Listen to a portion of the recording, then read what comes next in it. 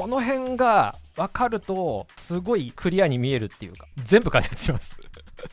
頑張ります。はい。ハローラーワゴワンヤーマン、こんにちは、パーカッションの高文です。レゲエをやるやらないに関わらずですね、ちょっとでも音楽とか人間社会というものに興味があるのであれば、このレゲエにまつわる、特に60年代70年代に、まつわるですね話は、これ知らないといけない、教科書に載ってなきゃいけないレベルの話でございましたので、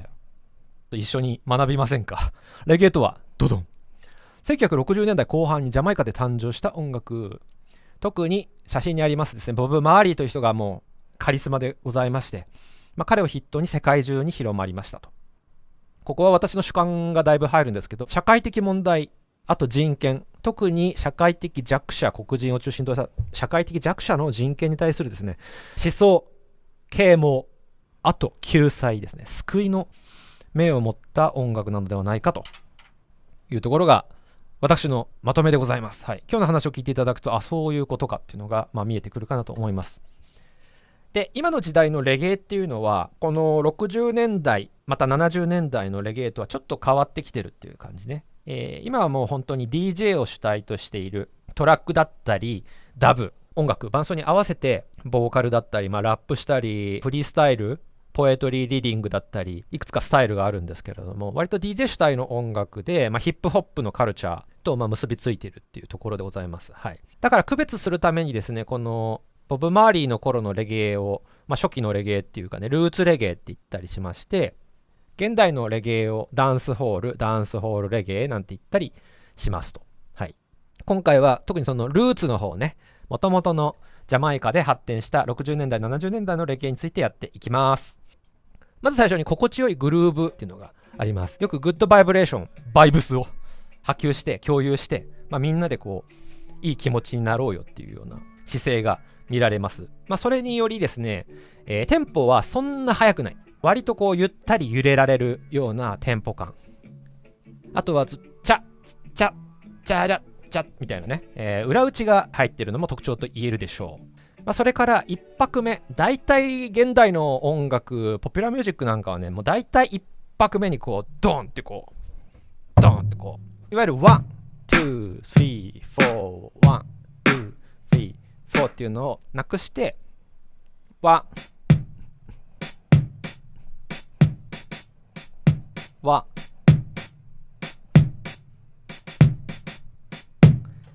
1のバスドラ、キックをなくした落としたのが、ワンドロップっていう、名前で知られてるんですけれども、このスタイルもボブ・マーリーのバンドメンバーがやり始めたスタイルで、これ一個レゲエらしいリズムフィーリング、リズムパターンの特徴なのではないかなっていう感じです。はい、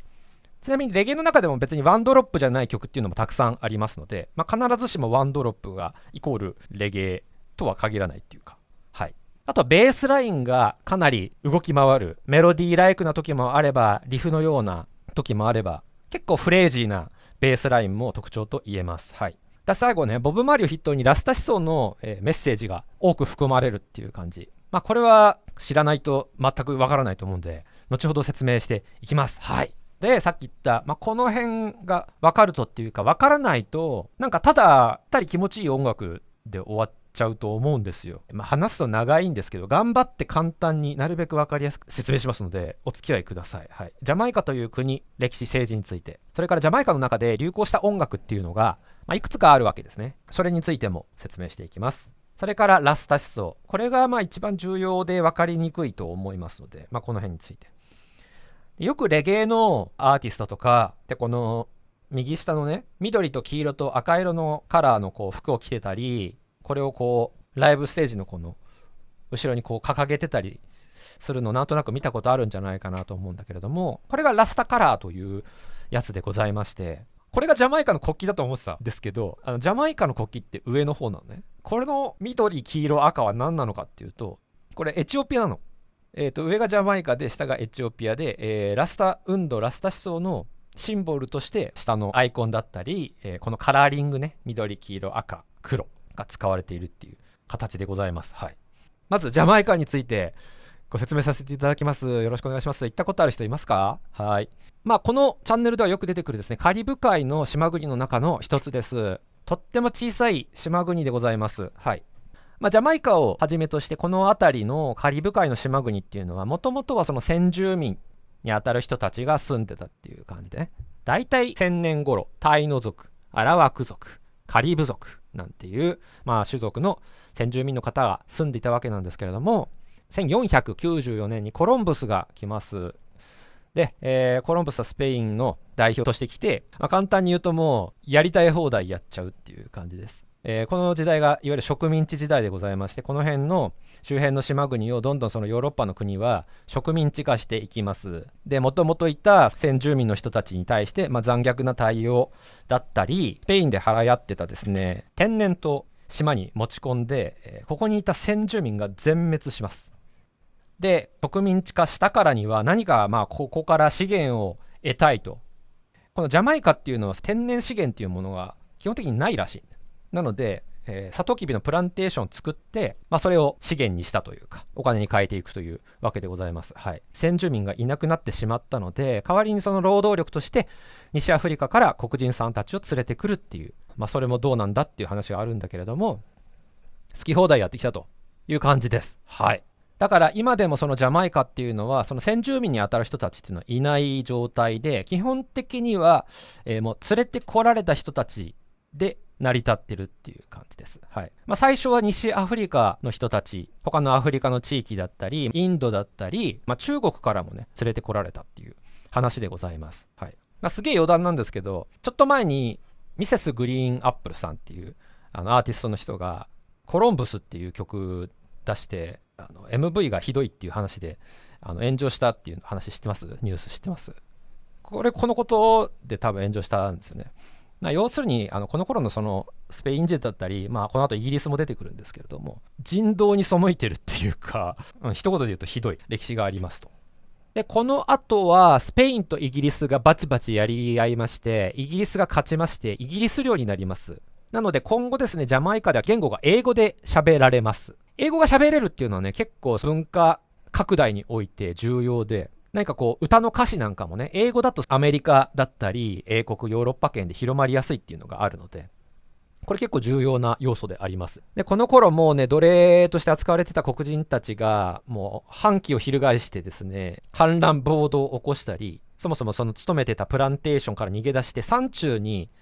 集落を形成して自給自足の生活をしたりし始めます。はい。でこれも後につながってきますので、ちょっと覚えておいてください。イギリス本国では1834年に奴隷制度を廃止します。なので一旦は自由になります。今後そのジャマイカを立て直すわけなんだけれども、基本的にずっとね、貧しい状態が続きます。はい。でようやく44年に、議会が誕生して普通選挙が開始されるわけですね。はい。この辺がですね、私もちょっとよく分かんなかった難しいところなんですけれども、ジャマイカ労働党っていうところと、人民国家党っていうのが JLP と PNP で、ずっとその二大政党として、割と交互に政権を握るわけですね。で両方ともこれは、当然ジャマイカ人で、もともとこの代表の人たちはいとこ同士だったっていう話なんだけれども、もうずっと抗争が絶えない。で特にその暴力抗争が絶えないような関係でありましたっていうところで、なんでそんなジャマイカ人同士でそんなに争うのかっていうところがちょっと謎だったんですけれども、どうやらそのね、44年で45年が第二次世界大戦ですよね。でアメリカとソ連がその冷戦関係にあって、いわゆるこのバックにですね、アメリカとソ連がついてたみたいなんですね。でその冷戦の代理戦争をこのジャマイカっていう小さい国でやらされていたというか、それによりもういつまでたっても収拾がつかないっていうか、いわゆるキューバみたいにね、革命を起こして独立して社会主義になってしまえば、この資源の少ない国でもある程度いわゆる自給自足状態でやってる黒人さんたちもいたわけですから、国の中だけで回そうかっていうようなスタンスを取る人もいれば、そうなってしまうとアメリカがめちゃくちゃ圧力をかけてきて、国として本当にやっていけないよっていうような状態になっちゃうよっていうところで、いやいや資本主義だろうみたいな。かといって資本主義といっても、権力者たちにはずっと搾取されている構図が、奴隷時代から続いているので、基本的にその市民階級、労働者階級っていうのは全く満たされていない、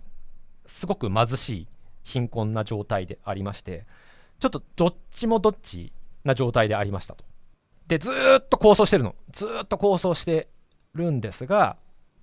晴れてですね、イギリスからは独立することができますと。はい、62年ね。ただし、この二大政党だったり、そのバック、対立が激化してまして、内戦だったりね、治安基本的に悪いと。もう1000円ぐらいで人殺せるっていう話です。はい。で、もう治安が悪いから、観光客も来ないから、外貨も落ちないという感じで、経済状況は最悪でありましたっていうのが、すっごいざっくりとしたジャマイカの歴史です。はい。せめてもの救いとして、音楽がやっぱり他の国と同様にですね、楽しまれる。ジャマイカ音楽ちょっとずつ進化している、変容しているっていう感じで、最終的にレゲエに行き着くっていうところなので、最初まずね、この前半から簡単に説明したり聞いたりしていきたいと思います。まずね、メント。1800年代、後半からあったと言われておりますけれども、この頃はその録音技術がなかったので、レコードとして残ってるのはね、もう1950年代のやつとかで、40年代50年代頃に特に人気があったっていう感じです。メントはもともと西アフリカの奴隷たちがフォークミュージックを演奏しましたと。楽器としては結構ヨーロッパの楽器を使った、主に最初は奴隷主を楽しませるエンターテインメントとしてやってきたわけなんだけれども、奴隷制度がなくなってからは結構観光客を楽しませるっていう形になったみたいです。でこれ今でもね、観光客向けにやってるっていう人たちがいるんすよ。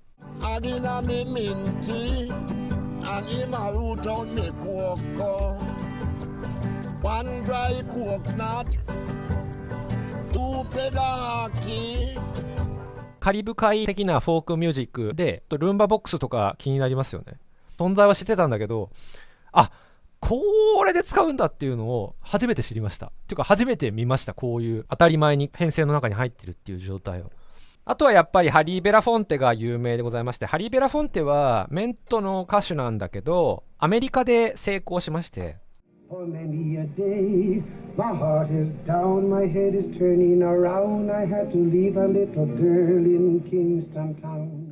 商業的に成功したのはハリー・ベラフォンテなんですけども、現地に行けばさっきのジョリーボーイズのスタイルみたいな感じでアコースティックで、聴くこともできます。はい。で、ここからですね、第二次世界大戦が終わった後に、ラジオの普及に伴って、アメリカの音楽が大量に入ってきます。で、ジャマイカの人たちも結構ジャズとか R&B っていうのを好んで聴いておりまして、その影響を受けて、ジャマイカンジャズとしてスカっていうジャンルが生まれます。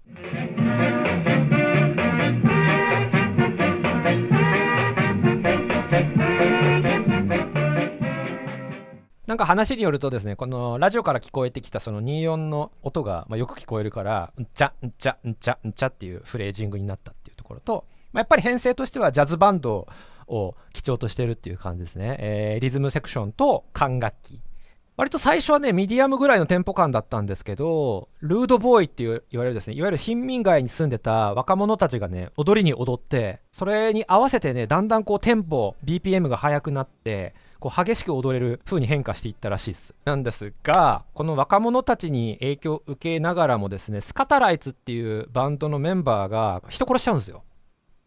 殺人を犯してしまって、それで余計にならず者の音楽だっていう悪いレッテルを貼られるみたいな、事件があって、下火になるっていうかね、基本的に扱いが悪い形になるようです。でもうほんと数年後にこのスカをですね、ゆっくりにするロックステディっていうのがね流行します。はい。でやっぱりアメリカの影響をずっと受けてる印象がありまして、やっぱ60年代といえばやりましたね、モータウンの全盛の時代ですから、結構ねソウルの影響を受けた印象です。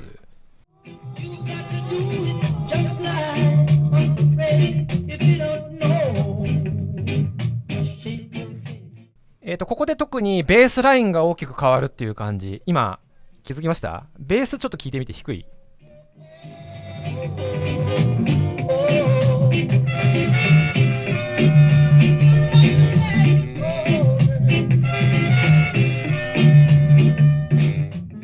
このうっちゃはスカから変わらずあって、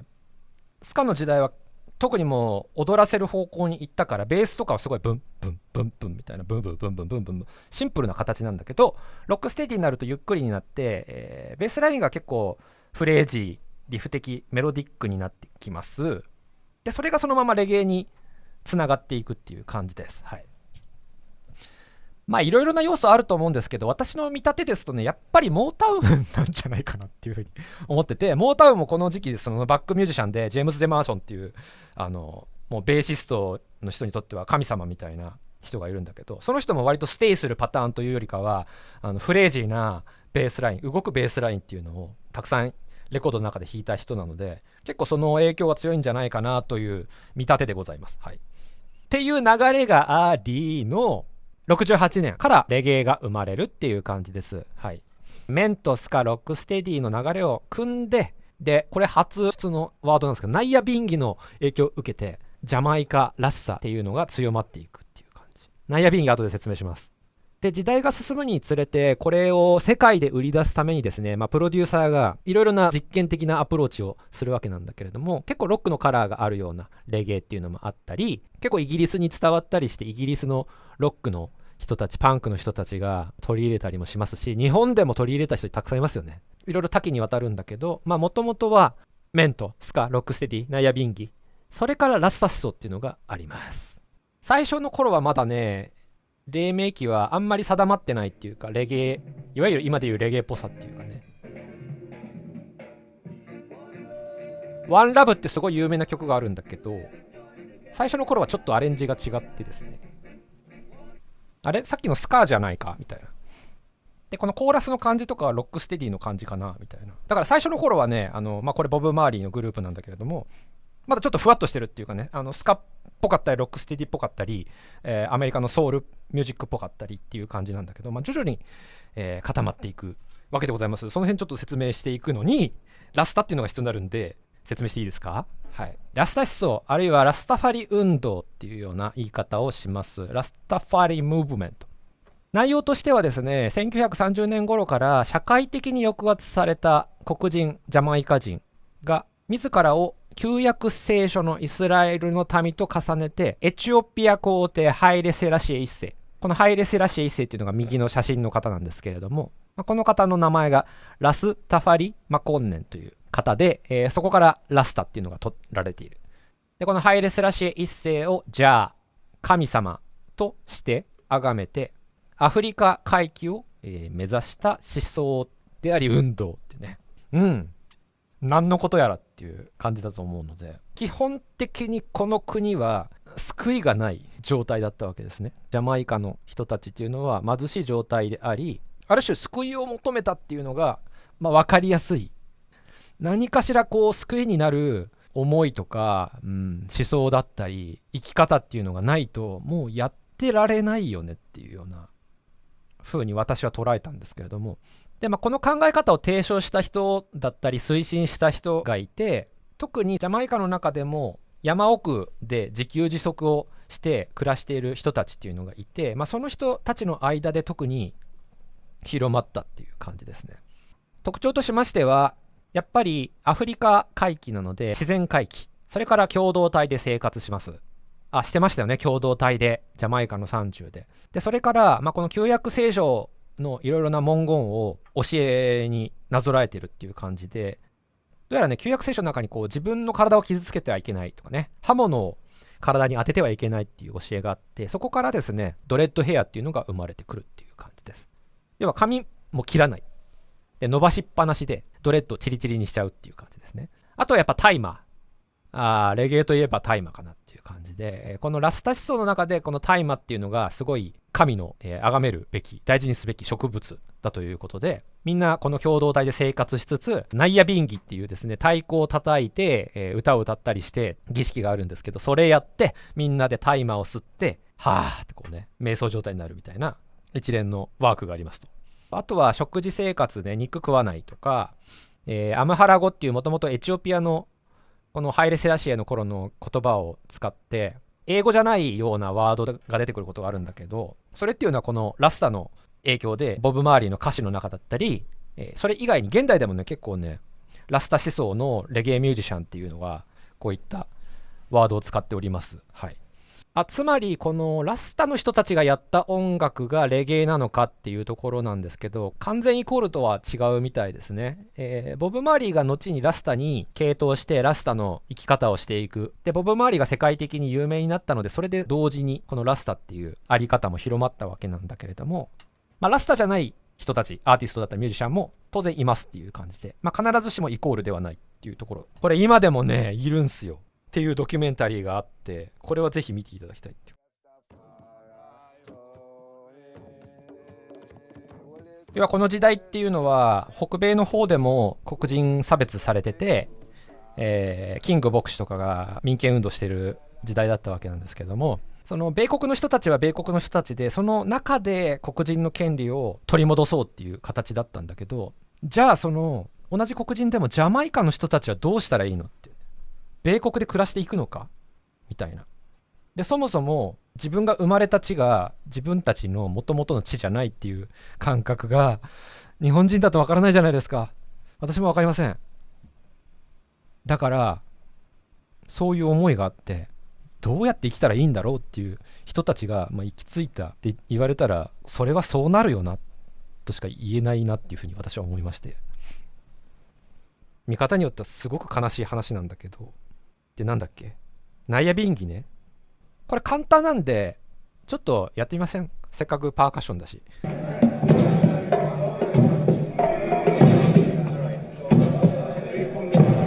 分かりやすくですね、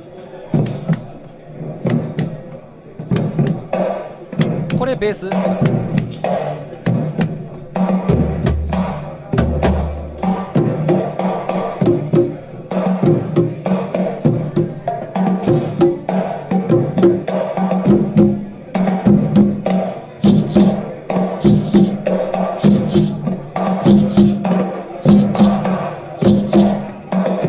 でバスドラみたいなのがあります。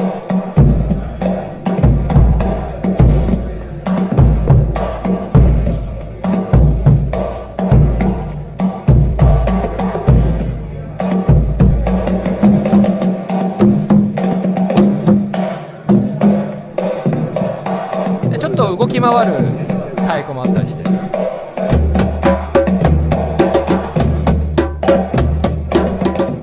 で現代だったらこういった形状のものでやることもあるし、普通にジェンベで代用したりして、ドンツツドンドンツツドンドン。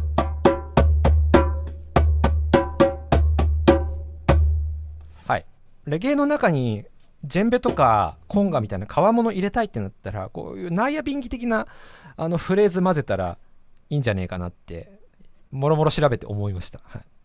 ピーター・トッシュっていうもともとボブ・マーリーとやってて、後で別れてソロでやるアーティストなんかは結構このナイアビンギのこのアンサンブルに傾倒してて、普通のバンドスタイルの中にこの太鼓をね、混ぜたりしているスタイルでやってたりする。話を戻すと、レゲエが、このナイアビンギの影響を受けてるっていう話ね。音楽的には楽器のフレーズがどうなるみたいなことはない。グッドバイブレーションを共有するっていう話は通ずるかなと思うんだけれども、どっちかというとその思想を受けて歌詞の中にメッセージを多く含んでいるっていうお話です。はい。ではなんでこんなにレゲエが広まってるのかとか、ボブ・マーリーって有名なのかっていうのをざざっと説明させていただく、楽しんでいただければと思います。はい。ボブ・マーリー、本名はロバート・ネスタ・マーリーということでございまして、ざざっとバイオグラフね、45年ジャマイカに生まれます、セント教区のナインマイルズというところで生まれ育つわけなんだけれども、なんとお父さんがイギリス人、イギリス軍の隊、奥さんはジャマイカ人っていうね、ハーフなんですね。はい、10代をキングストン西部のトレンチタウンで過ごす、はい、このトレンチタウンっていうのが貧民街で、ここでジョー・ヒックスっていう人に音楽を学んで、バニー・ウェラー、ピーター・トッシュ、最初はこの3人はグループ組んで、さっきちょっと流しましたけど、ザ・ウェイリング・ウェイラーズっていうグループで音楽活動を始めます。63年、コクソン・ドット主催するレーベルでシングル、アルバムなどをリリースする。この頃はそのね、でっかいスピーカーでこう音楽をかけるサウンドシステム、サウンドマンっていうのが、ジャマイカだと有名なんですけど、そこのサウンドマンがレーベルを持った時代なんですね。でそのコクソン・ドットっていう人が、レーベルオーナーでありまして、そこで最初はレコーディングをさせてもらったという感じです。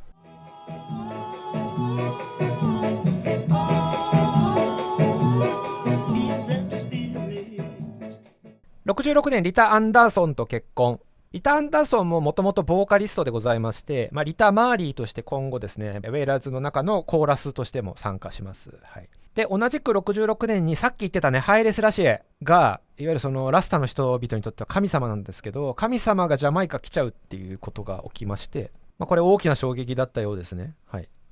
この頃からボブ・マーリーとリタ・マーリーっていうのは、あとバンドメンバーもね、ラスタの様式を取り始めて、最初はドレッドヘアではなかったんだけれども、この頃からボブ・マーリーがシンボルのドレッドヘアになっていきます。貧しいので一旦アメリカに出稼ぎに行って、そのアメリカに行って稼いだ資金で一回自分たちのレーベルを立ち上げます。ウェイリン・ソウルム。ただほどなく経営難になって解散。68年までにベンド・ダウン・ロー、メロームード、ナイスタイムなどなどなどなどレコーディングしてザ・ベスト・オブ・ウェイラーズとして発表。で、この頃からですね、ジャマイカの経済が悪化、政治的暴力が蔓延することによって、よりそのね、ラスタを取り入れたっていうのもあるし、社会的なメッセージが歌詞の中にすごく多くなると。契機としてはですね、リー・ペリーっていう、いわゆるジャマイカミュージックの有名なプロデューサーがいるんですけど、その人と出会って、結構このサウンドが変わります。具体的にはですね、新しくね、アップセッターズのアストン・バレットっていう人と、カールトン・バレットっていう人が加わって、これによってですね、今のいわゆるそのレゲエ、さっき言ってたワンドロップとか動くベースラインっていうのが、この人たちによってより確立するというか、確固たるものとなるっていう。じゃあちょっとドラムとベースだけ聞いてみようっていうことで。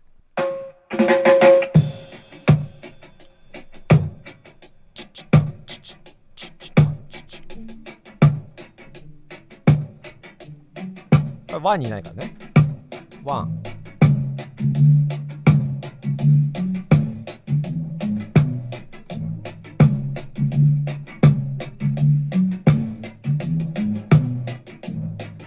バレット兄弟のリズムは強力だよね。めっちゃ強力。ひたすら気持ちいい。ご存知かどうかわかんないんだけど、I Shot the Sheriff っていう曲があるんだけど、この曲がエリック・クラプトンにカバーされて、余計有名になるっていうか、それが全米ビルボード1位になったことによって、ボブ・マーリーという名前もめちゃくちゃ知られるようになるっていう感じっすね。はい。で、この頃ですね、最初からやってたそのバニー・ウェラーとピーター・トッシュがバンドを脱退して、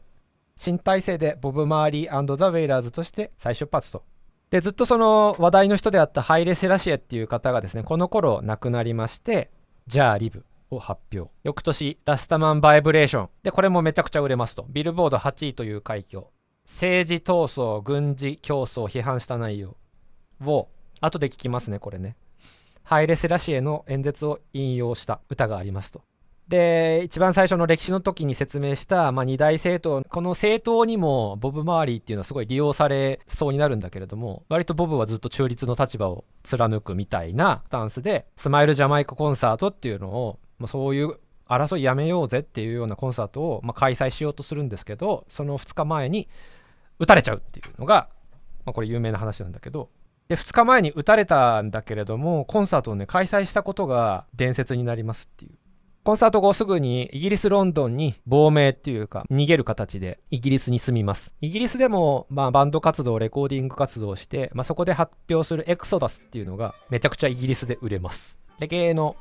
自分たちが作ったスタイルを残しつつ、ロック的なギターだったりファンク的な要素いろいろ混ぜ込んでるっていう感じで、パーカッション的には実はねこっからいっぱい聞こえるっていう感じ。これ以前のアルバムもパーカッションお茶濁し的に入ってたりするんですけど、だからそもそもねレゲエのパーカッションってなんかふわっとしてんなっていう印象がずっとあって、それはそのエクソダス以前のボブ周りを聞いてたからだったということが分かりました。エクソダス以前のボブ周りのパーカッションってこのねボーカルの人とかコーラスの人が叩いてたみたいな話らしいのね。これウィキペディアからいただきました。どのメンバーがどの時期にいたのかっていう話で、最初はねピーター・トシュとかバニー・ウェラーが、ボーカルコーラスもするんだけど、レコーディングではちょっとしたその小物パーカッションとかもやってたっていう話で、この一番下がパーカッションの人なんだけど、この人が75年から入って、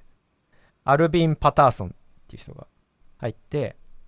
以降のアルバムでは結構聴けます。はい。だからもしパーカッションでなんかこう参考音源ないかなと思ったらエクソダス以後のやつを聞かなきゃいけなかったっていうことが分かりました。はい。っ